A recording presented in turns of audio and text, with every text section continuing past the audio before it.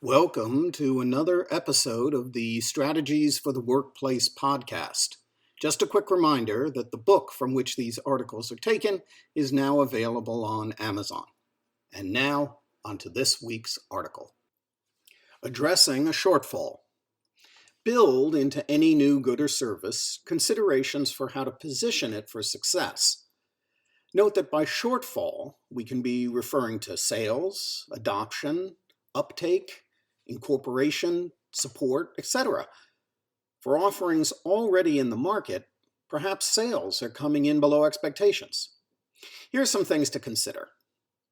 Buyers have no need for the offering, or the seller did not ask the buyer for the business.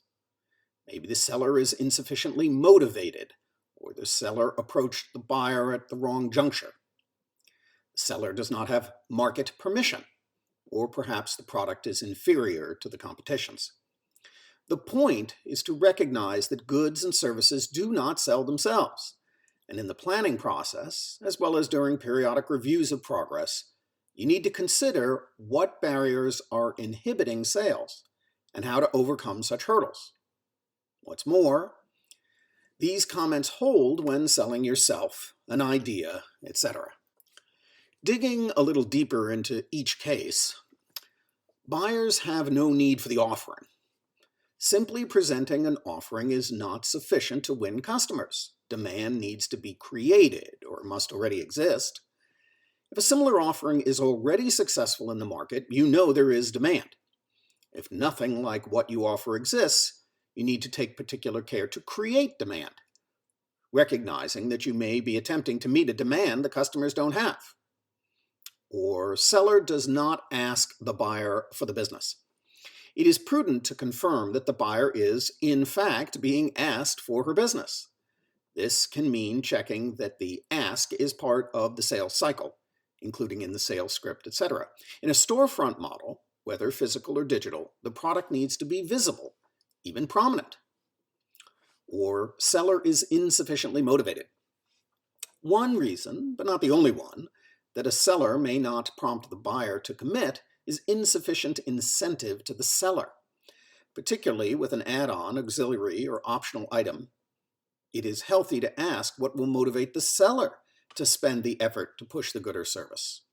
Make certain that the incentive, such as a bonus, sometimes called a spiff, or other reward, quota, requirement, etc., is in place. Or the seller approached the buyer at the wrong juncture. Timing is critical in sales cycles, just as in most endeavors. Consider when the purchaser is most open to being approached for a transaction.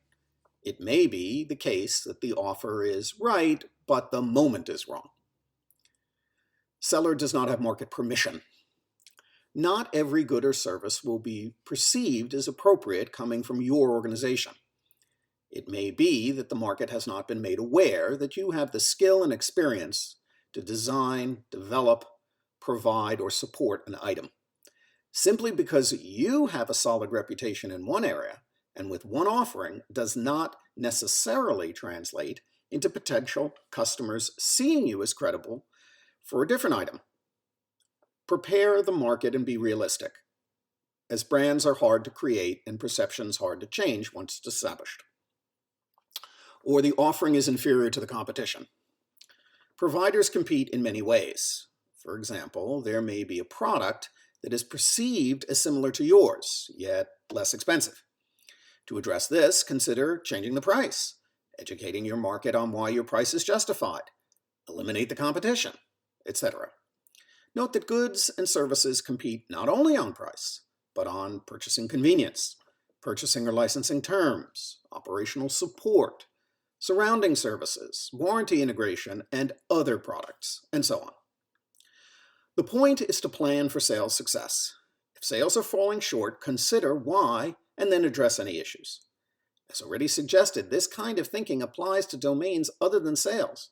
You can be trying to sell things other than products or services, such as ideas, yourself, etc. If the cause isn't obvious, or even if it is, consider experiments to validate your assumptions, both for the nature of the problem and the efficacy of any cure.